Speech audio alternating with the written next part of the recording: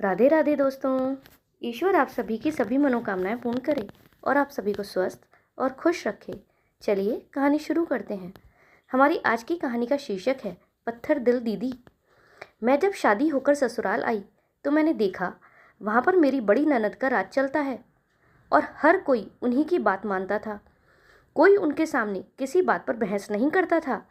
मैंने अपने पति से बात करने की कोशिश की थी। उन्होंने यही कहा कि वह जो बोले वह काम कर दो, बाकी तुम्हें कुछ बोलने की ज़रूरत नहीं है। अगर वह गलत भी बोलेंगी तो हाँ कह देना। मुझे यह समझ नहीं आता कि ऐसा क्या है कि हर कोई उनसे डरता है और कोई भी उनको कोई कुछ बोल नहीं सकता। अगर कुछ कहता है तो वो रूठ जाती हैं। यहाँ तक कि मेरे सास ससुर भी उनकी बातें मानते थे। वह जॉब करती थीं। मुझे वह पत्थर दिल लगती थीं। वे मुझसे ज़्यादा बात भी नहीं करती थीं। उनका एक रूटीन बना हुआ था, उसमें कोई भी हस्तक्षेप नहीं कर सकता था। वह 6 बजे उठकर घूमने जाती थीं। 8 बजे उन्हें नाश्ता चाहिए था। पेपर के साथ चाय नाश्ता करने के बाद 10 बजे ऑफिस जाती थीं। ऑफिस से 4 बजे वापस आती थीं और आकर आराम कुर्सी पर आराम करती थीं। शाम को टहलने निकल जाती थीं। उसके बाद 9 बजे सो जाती थीं। उनका पूरा रूटीन था और सब काम टाइम टेबल से ही करती थीं। मगर वह घर का कोई काम नहीं करती थीं और वह मिजाज की बहुत सख्त थीं। मैंने बहुत कोशिश करी यह जानने की कि ऐसा क्या कारण है कि दीदी का ऐसा रूखा व्यवहार है और सभी लोग उनकी बात मानते हैं, मगर मुझे समझ में नहीं आता था। मुझे उनसे नफरत होने लगी थी। एक दिन घर पर कोई नहीं था और तभी मेरी मौसी सास आईं। जब मैंने उनसे इस बारे में पूछा तो उन्होंने बताया, स्नेहा। स्नेहा हमारी दीदी का नाम है। वो बोली, स्नेहा पहले ऐसी नहीं थी। वह बहुत ही मिलनसार लड़की थी और सबसे मिलजुल कर रहती थी, सबका काम करती थी। फिर उसकी शादी की उम्र हुई तो अच्छा लड़का और परिवार देखकर उसकी शादी भी कर दी। स्नेहा का परिवार बहुत अच्छा था। वो लोग स्नेहा को भी बहुत मानते थे, मगर जब 2 साल तक बच्चे नहीं हुए तो दोनों ने डॉक्टर से जांच करवाई।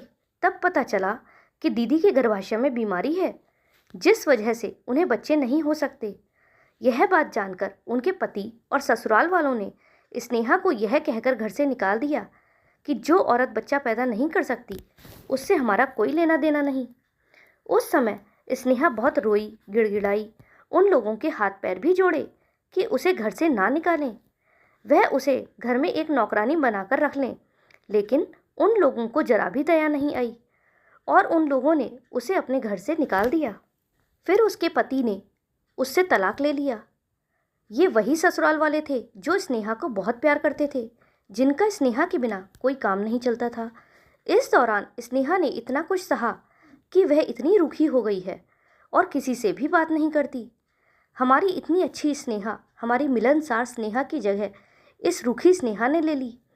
सभी लोग इसीलिए स्नेहा की बात मान लेते हैं क्योंकि वह अंदर से बहुत टूटी हुई है और राजीव भी उसको बहुत मानता है। उसने इसलिए तुम्हें नहीं बताया कि तुम उसे बेचारी ना समझो। नौकरी भी स्नेहा इसीलिए करती है कि कोई उसको बेचारी कहकर नहीं पुकारे, मगर उसके व्यवहार के लिए क्या करें यह किसी को समझ में नहीं आता। हम सब जानते हैं कि अंदर से वो बहुत मासूम है, मगर ये नहीं पता कि हमारी पहले वाली स्नेहा को हम कैसे लाएं। मैंने जब यह बात सुनी तो मेरे मन में दीदी के लिए बहुत ही सम्मान पैदा हो गया कि यह सब दीदी अपने स्वाभिमान के लिए करती हैं, ताकि कोई भी उन्हें बेचारी ना कहे और वह सर उठाकर रहें। उसके बाद जब राजीव आए तो मैंने उनसे यह बात बताई कि मौसी जी ने मुझे सब बता दिया है। उस समय बात करते करते राजीव की आंखों से भी आंसू आ गए। मैं समझ गई थी कि वह अपनी बहन से बहुत प्यार करते हैं, मगर मुझे समझ नहीं आ रहा था कि हम ऐसा क्या करें जिससे दीदी के व्यवहार में थोड़ी नरमी आए। अब मैं उनसे ज़्यादा से ज़्यादा बात करने लगी। पहले तो मैं खुद ही उन्हें पसंद नहीं करती थी, इसीलिए मैं ज़्यादा बात नहीं करती थी, मगर अब मैं खुद ही उनसे बात करने लगी। हर काम के बारे में उनसे पूछने लगी, मगर उनका व्यवहार वैसा ही था। वह हाँ या ना के अलावा कोई जवाब नहीं देती थी। वह ज़्यादा सजती संवरती भी नहीं थी, बिल्कुल सादी रहती थी। मैं उन्हें कितनी बार बाजार जाने का भी कहती, घूमने का कहती, मगर वह मेरे साथ कभी नहीं जाती थी। मुझे समझ नहीं आ रहा था कि किस तरह से उनका व्यवहार चेंज करूं। इसी बीच मुझे पता चला कि मैं गर्भवती हूँ। सभी लोग मेरा बहुत ख्याल रखने लगे, मगर स्नेहा दीदी मुझसे दूर ही रहती थी। एक दिन हम सब बैठे ऐसे ही बात कर रहे थे। राजीव कह रहे थे उन्हें बेटा चाहिए। मम्मी जी पापा जी आपस में बात कर रहे थे और इसी बीच मैंने कहा कि मुझे बेटी चाहिए, बिल्कुल स्नेहा दीदी जैसी। इसके साथ ही मैंने स्नेहा दीदी की तरफ देखा तो मैंने देखा कि उनके चेहरे पर भाव आ रहे थे। वह तुरंत उठकर चली गईं। सबने समझा कि उनकी आदत है, पर मुझे रास्ता मिल गया कि मुझे क्या करना है। जब 9 महीने बाद मुझे प्यारी सी बिटिया हुई, सब लोग बहुत खुश हुए। स्नेहा दीदी भी मुझे हॉस्पिटल में देखने आई और उन्होंने कहा कुछ भी नहीं और बिटिया को देखकर जाने लगी। तो मैंने उनका हाथ पकड़ लिया और उनसे कहा, कहाँ जा रही हो दीदी? अपनी बेटी को अपनी गोद में नहीं खिलाओगी? दीदी मुझे आश्चर्य से देखने लगी। तब मैंने उन्हें कहा, हाँ दीदी, ये आपकी ही बिटिया है। आज से आप ही इसकी माँ हो, आप संभालो इसे, मैं इसे आपको देती हूँ। इतना कहकर मैंने दीदी के हाथ में मेरी गुड़िया दे दी। दीदी मुझे आश्चर्य की नज़रों से देखने लगी।